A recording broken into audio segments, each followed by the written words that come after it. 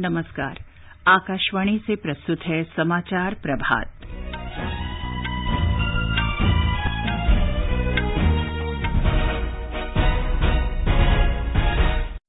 प्रधानमंत्री नरेंद्र मोदी आज त्रिपुरा के 1,47,000 से अधिक लाभार्थियों को प्रधानमंत्री आवास योजना ग्रामीण की पहली किस्त हस्तांतरित करेंगे। प्रधानमंत्री ने क्रिप्टो करेंसी और संबंधित मुद्दों पर उच्च स्तरीय बैठक की।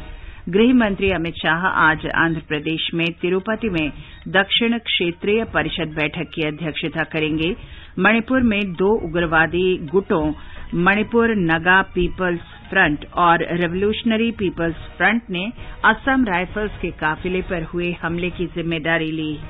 देश में कोविड टीकाकरण का आंकड़ा 112 करोड़ के पार।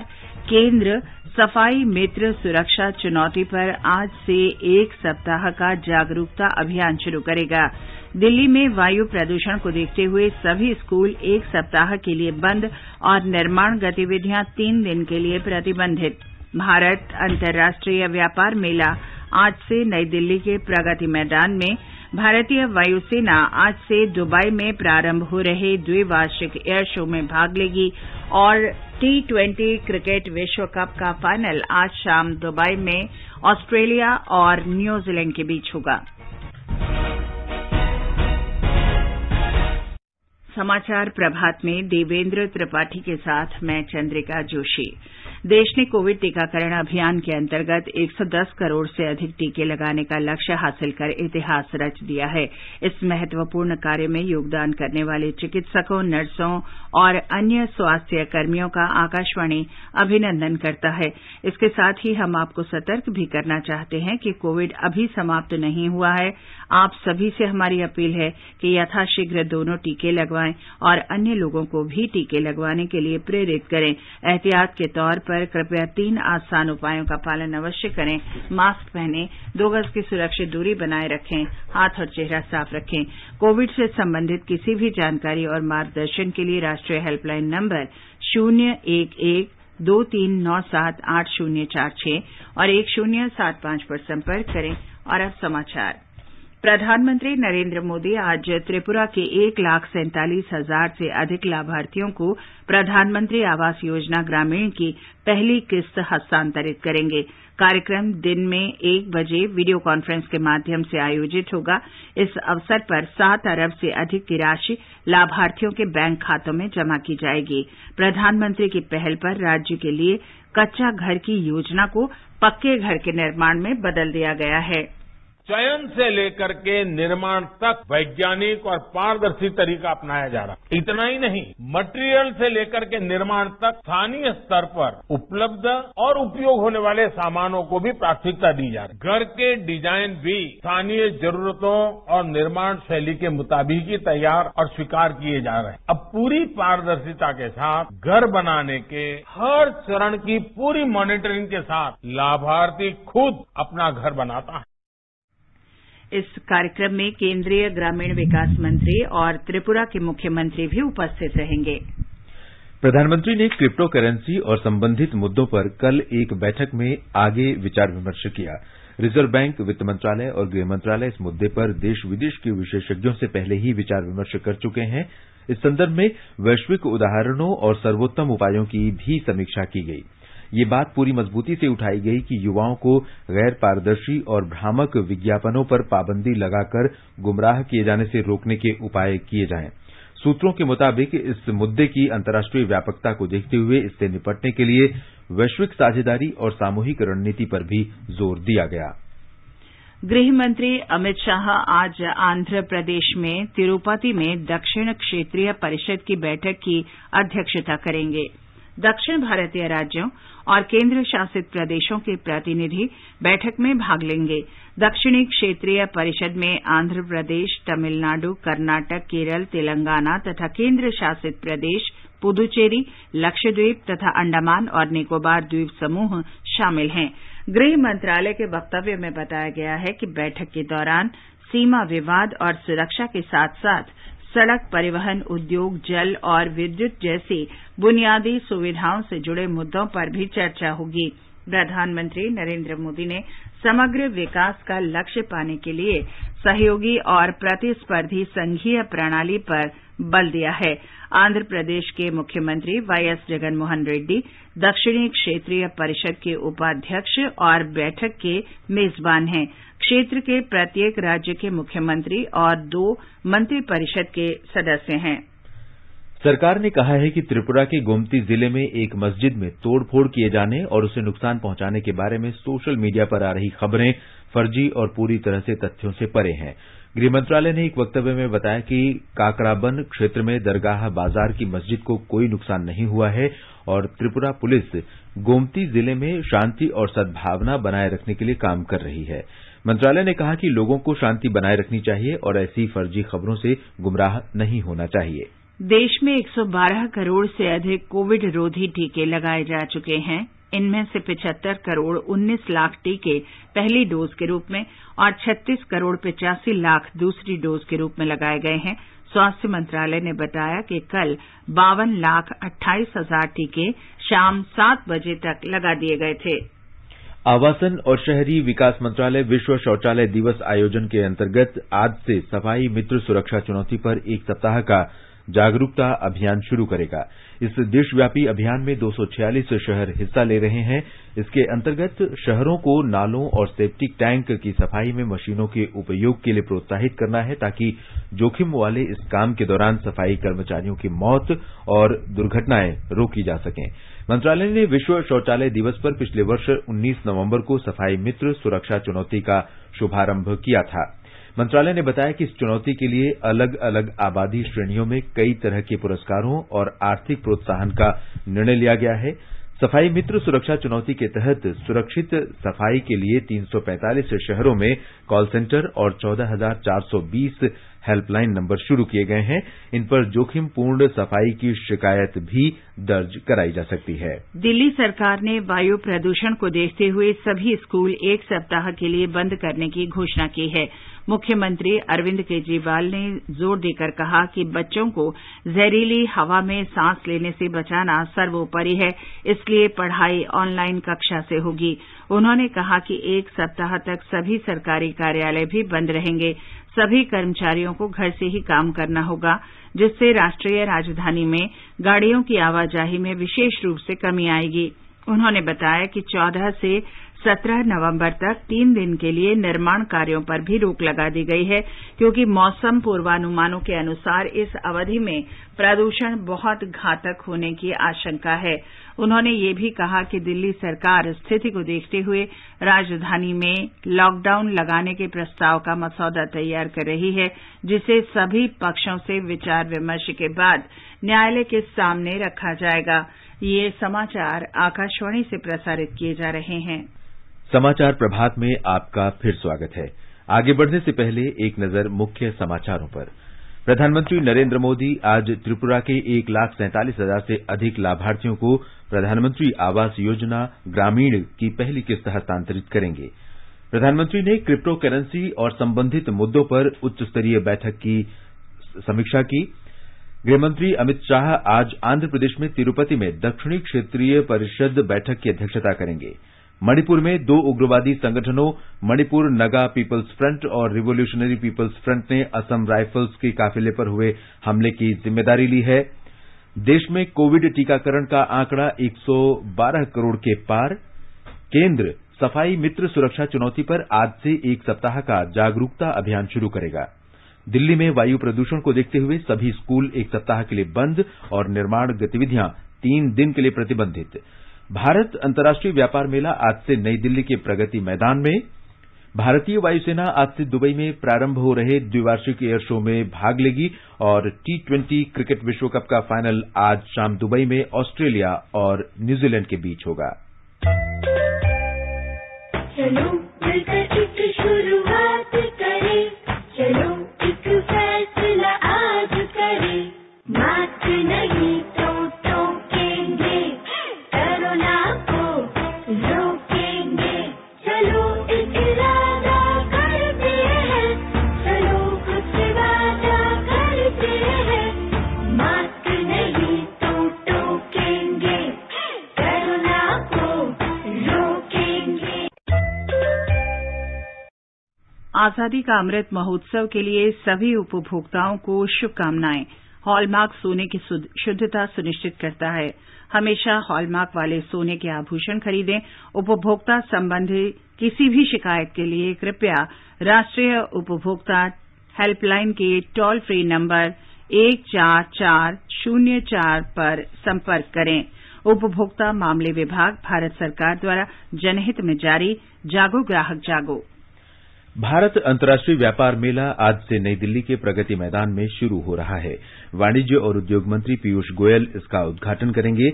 इस वर्ष का व्यापार मेला आत्मनिर्भर भारत पर केंद्रित होगा और 27 नवंबर तक चलेगा। मेले में बिहार साझीदार राज्य है, जबकि उत्तर प्रदेश और झारखंड प्रमुख राज्य होंगे। विदेश से बांग्लादेश, बहरीन, घाना, किर्गिस्तान, ट्यूनीशिया, तुर्की, श्रीलंका और संयुक्त अरब अमारात शामिल होंगे। भारत और विदेशों के 1,500 से अधिक संगठन मेले में अपने उत्पादों और सेवाओं को प्रदर्शित करेंगे। भारतीय वायुसेना का दल दुबई के अल मखदूम अंतर्राष्ट्रीय हवाई अड्डे पर आज से शुरू हो रहे द्विवार्षिक एयर शो में हिस्सा लेगा। ये एयर शो 18 नवंबर तक चलेगा। संयुक्त अरब अमारात सरकार ने भारतीय वायुसेना को अपने सारंग और सूर्य किरण एरोबेटिक्स दल के साथ एयर शो में शामिल होने के लिए आमंत्रित किया है।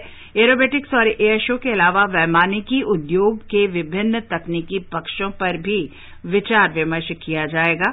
और ब्यौरा हमारे संवाददाता से।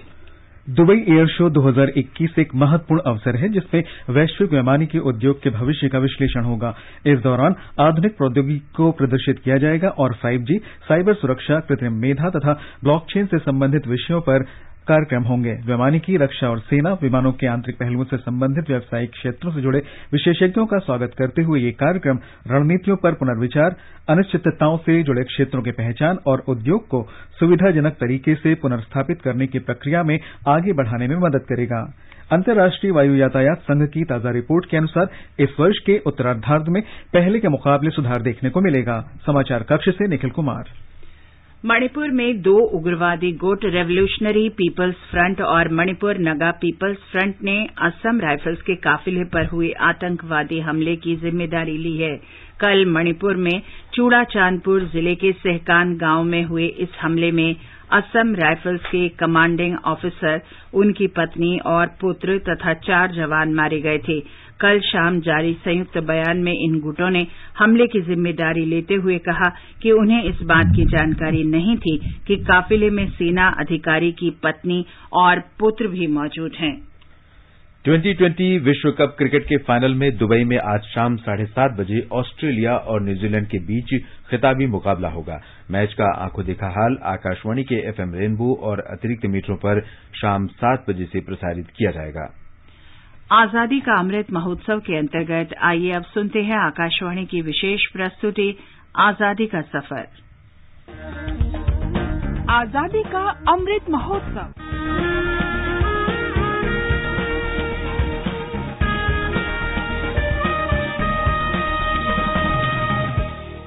आजादी का सफर आकाशवाणी के संग। भारत का शानदार स्वाधीनता संघर्ष आधुनिक विश्व के महानतम संघर्षों में से एक है। आकाशवाणी आपके लिए रोजाना ला रही है इस शानदार संघर्ष की झलक।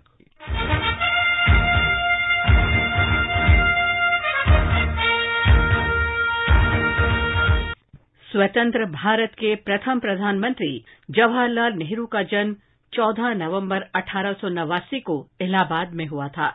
16 वर्ष की उम्र तक घर पर शिक्षा प्राप्त करने के बाद नेहरू प्रसिद्ध अंग्रेजी स्कूल हैरो चले गए। वहां उन्होंने 2 साल पढ़ाई की।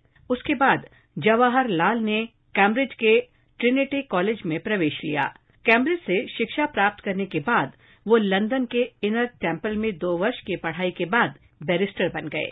भारत लौटने पर नेहरू ने सबसे पहले वकील के रूप में स्थापित होने का प्रयास किया, लेकिन अटॉर्नी के रूप में नेहरू असफल रहे।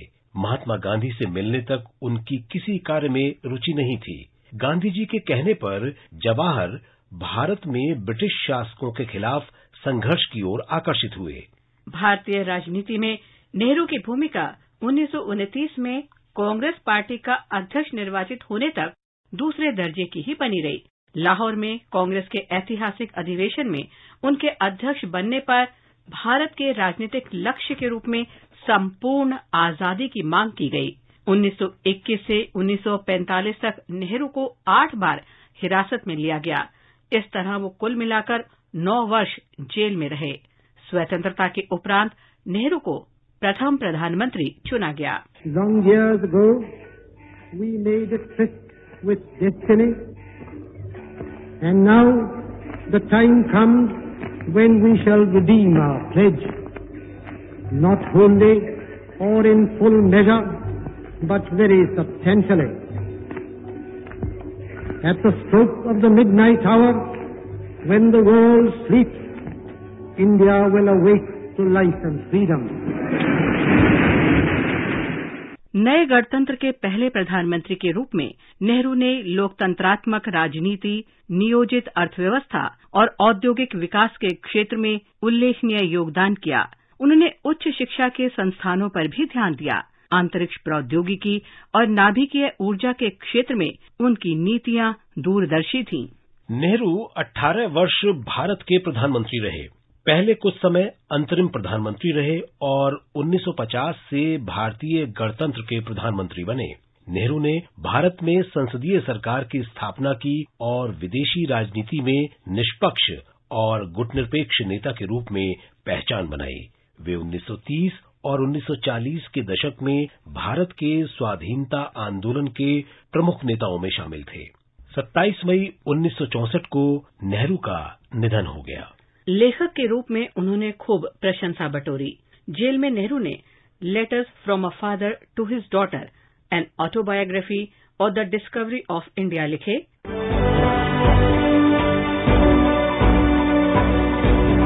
मराठवाड़ा जननेता अनंतराव भालेराव का जन्म 14 नवंबर 1918 को महाराष्ट्र के औरंगाबाद में हुआ था। वे अन्ना के नाम से भी लोकप्रिय थे। अनंतराव ऐसे पत्रकार थे जिन्होंने मूल्यों पर आधारित जीवन जिया। वे युवावस्था में हैदराबाद मुक्ति आंदोलन में शामिल हुए, जिसके लिए उन्हें जेल भी हुई। 1944 में उन्होंने लगान की वसूली के विरोध में निजाम सरकार के विरुद्ध आंदोलन शुरू किया। अनंतराव ने वाघमारे के साथ मराठवाड़ा अखबार का संपादन भी किया। उन्होंने मराठवाड़ा अखबार के द्वार तक लोगों की शिकायतें प्रस्तुत करने का अवसर देकर लोगों के अधिकारों की सुरक्षा में महत्वपूर्ण भूमिका निभाई और अन्याय करने वालों को बेनकाब किया। हैदराबाद में इस अखबार पर प्रतिबंध लगा दिया गया। 15 अगस्त 1947 को लोगों से अपने घरों और सार्वजनिक स्थानों पर तिरंगा फहराने के माध्यम से सत्याग्रह की अपील की गई। इसके कारण निजाम का सशस्त्र पुलिस के साथ टकराव हुआ। 1948 में निजाम का शासन समाप्त होने के बाद मराठवाड़ा अखबार को फिर शुरू किया गया। अन्ना 1975 में आपातकाल के दौरान एक बार फिर जेल गए। 26 अक्टूबर 1995 को अनंतराव का निधन हो गया। उन्हें महान जननेता और राष्ट्रवादी पत्रकार के रूप में आज भी याद किया जाता है।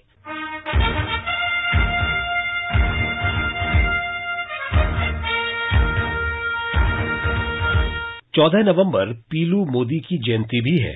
पीलू मोदी वास्तुविद, राजनेता और स्वतंत्र पार्टी के संस्थापक सदस्य थे। पीलू मोदी की शिक्षा देहरादून के दून स्कूल में हुई थी। उच्च शिक्षा बर्कले की कैलिफोर्निया यूनिवर्सिटी से प्राप्त की, जहां से उन्होंने वास्तुकला में स्नातक और स्नातकोत्तर उपाधि ली। राजनीतिक जीवन में पीलू मोदी उदारवाद और स्वतंत्रता के पक्षधर थे।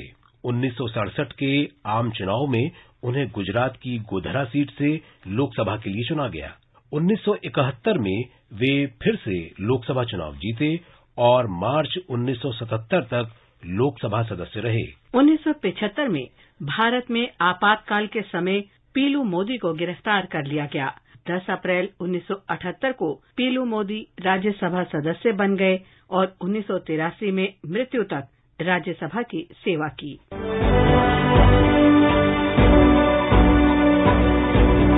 आज बस इतना ही। आजादी का सफर आकाशवाणी के संग कल फिर मिलेंगे नई कड़ी के साथ।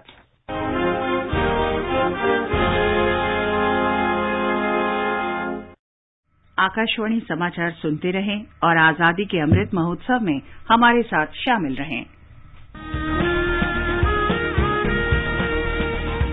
आजादी के 75 वर्षों का पर्व अमृत महोत्सव के पावन अवसर पर आकाशवाणी समाचार लेकर आया है अमृत महोत्सव क्विज। आप भी इस क्विज का हिस्सा बन सकते हैं। हमारे समाचार बुलेटिनों में पूछे गए स्वतंत्रता आंदोलन से जुड़े प्रश्नों का जवाब देकर। आपसे ये सवाल प्रत्येक सोमवार और मंगलवार को सुबह 8 बजे प्रसारित होने वाले बुलेटिन समाचार प्रभात में पूछे जाएंगे। श्रोता ईमेल अमृत महोत्सव quiz@prasarabharati.gov.in पर अपने जवाब भेज सकते हैं। आप अपने जवाब व्हाट्सएप नंबर 8826546262 पर भी भेज सकते हैं। विजेता का चुनाव सही जवाबों में से लकी ड्रॉ के माध्यम से होगा और इसकी घोषणा अगले दिन इसी बुलेटिन में की जाएगी। विजेता को प्रमाण पत्र के साथ एक उपहार भी दिया जाएगा। साथ ही विजेता का नाम हमारे ट्विटर हैंडल पर भी फ्लैश होगा। तो आइए मनाएं आजादी के 75 वर्षों का पर्व अमृत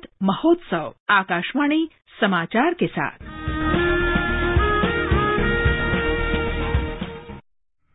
राष्ट्र कल जनजातीय गौरव दिवस मनाएगा। प्रधानमंत्री नरेंद्र मोदी इस अवसर पर भोपाल से जनजातीय कल्याण कार्यक्रमों की श्रृंखला का शुभारंभ करेंगे। वे वीडियो कॉन्फ्रेंस के माध्यम से रांची में बिरसा मुंडा संग्रहालय का उद्घाटन भी करेंगे। जनजातीय मामलों के मंत्री अर्जुन मुंडा ने आकाशवाणी समाचार से बातचीत में कहा कि इसका उद्देश्य स्वतंत्रता आंदोलन में जनजातीय नेताओं के योगदान को रेखांकित करना है। जनजातीय गौरव दिवस मनाने के लिए केंद्रीय मंत्रिमंडल ने आदरणीय यशस्वी प्रधानमंत्री नरेंद्र भाई मोदी के नेतृत्व में यह फैसला किया है कि हम राष्ट्र भर में विभिन्न स्थानों पर समय समय पर स्वतंत्रता के लिए युद्ध किए हैं, संघर्ष किए हैं, महानायक के रूप में अपने आप को न्यौछावर किए हैं, वैसे लोगों के प्रति सम्मान देने की दृष्टि से और आदिवासी जनजातीय समुदाय को गौरव महसूस हो, इस दृष्टि से एक तिथि निर्धारित की गई है 15 नवंबर, जिसमें हर साल 15 नवंबर को हम जनजातीय गौरव दिवस मनाएंगे। केंद्रीय मंत्री अर्जुन मुंडा का पूरा साक्षात्कार एफएम गोल्ड पर स्पॉटलाइट कार्यक्रम में रात 9:15 पर प्रसारित किया जाएगा। इसे news on AIR mobile app और यूट्यूब चैनल पर भी सुना जा सकता है। आज बाल दिवस है। बच्चों के अधिकारों, उनकी समुचित देखभाल और शिक्षा के प्रति जागरूकता बढ़ाने के लिए प्रत्येक वर्ष 14 नवंबर को देश के पहले प्रधानमंत्री जवाहरलाल नेहरू की जयंती पर यह दिवस मनाया जाता है। प्रधानमंत्री नरेंद्र मोदी ने देश के प्रथम प्रधानमंत्री जवाहरलाल नेहरू की जयंती पर उन्हें श्रद्धांजलि अर्पित की है। बाल दिवस के अवसर पर आज फिल्म प्रभाग भारतीय बाल फिल्म समिति के सहयोग से अपनी वेबसाइट और यूट्यूब चैनल पर फिल्मों के विशेष पैकेज की ऑनलाइन स्क्रीनिंग करेगा। विज्ञप्ति में बताया गया है कि ये बाल फिल्में www.filmsdivision.org/documentary of the week पर प्रसारित की जाएंगी।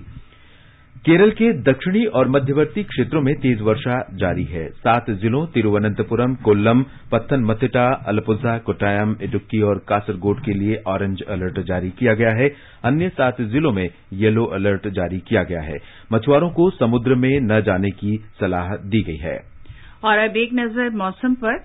दिल्ली में हल्का कोहरा छाया है। मुंबई में आंशिक रूप से बादल रहेंगे। कोलकाता और चेन्नई में गरज के साथ वर्षा के आसार हैं। तापमान रहेगा 10 से 35 डिग्री सेल्सियस के बीच। श्रीनगर, जम्मू, लेह, गिलगित और मुजफ्फराबाद में आसमान साफ रहेगा।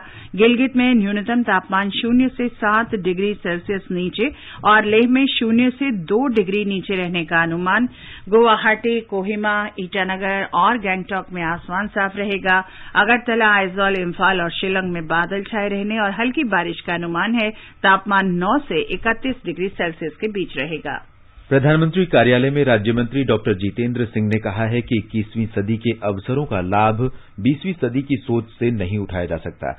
जम्मू विश्वविद्यालय में एक संगोष्ठी को संबोधित करते हुए डॉक्टर सिंह ने कहा, जब तक मानसिकता नहीं बदलेगी, नए अवसरों का भरपूर लाभ नहीं लिया जा सकता। उन्होंने कहा कि युवाओं को अभी लंबी पारी खेलनी है और भारत में 21वीं सदी में उभर रहे नए शानदार अवसरों का लाभ लेने के लिए सही सोच विकसित करना जरूरी है। ये समाचार हमारी वेबसाइट newsonair.gov.in/hindi पर भी उपलब्ध है। और देवेंद्र, अब बताएं आज के समाचार पत्रों में क्या विशेष है। जी चंद्रिका, दिल्ली में प्रदूषण के कारण शिक्षण संस्थान एक सप्ताह के लिए बंद किए जाने की खबर अखबारों की सुर्खियां बनी है। हिंदुस्तान ने प्रदूषण का प्रकोप शीर्षक से लिखा है, सुप्रीम कोर्ट ने कहा दिल्ली एनसीआर में वायु गुणवत्ता से हालात इतने खराब कि घर में भी मास्क पहन रहे हैं लोग। दैनिक भास्कर ने सांसों पर संकट शीर्षक से लिखा है, दिल्ली के हालात पर सुप्रीम कोर्ट सख्त, पॉल्यूशन वाला लॉकडाउन। अखबारों ने गहरी धुंध के साथ दिल्ली के विहंगम दृश्य का चित्र भी दिया है। अमर उजाला ने बड़े अक्षरों में लिखा है, एनसीआर में सांसों का आपातकाल, विश्व में दिल्ली की हवा सबसे ज्यादा जहरीली। राष्ट्रपति द्वारा 62 खिलाड़ियों को खेल पुरस्कारों से सम्मानित किए जाने का समाचार सभी अखबारों ने विभिन्न चित्रों के साथ दिया है। राजस्थान पत्रिका ने नीरज चोपड़ा, सुनील छेत्री और अवनी के चित्र के साथ लिखा है, देश के हीरो। दैनिक भास्कर ने लिखा है, मिताली खेल रत्न पाने वाली पहली महिला क्रिकेटर, हिमानी परब सबसे छोटी खिलाड़ी अर्जुन पुरस्कार से सम्मानित। लोक सत्य ने गृहमंत्री के मातृभाषाओं के उत्थान के आह्वान पर लिखा है, जो देश अपनी भाषाओं को भुला देता है वो देश अपना मौलिक चिंतन भी खो देता है।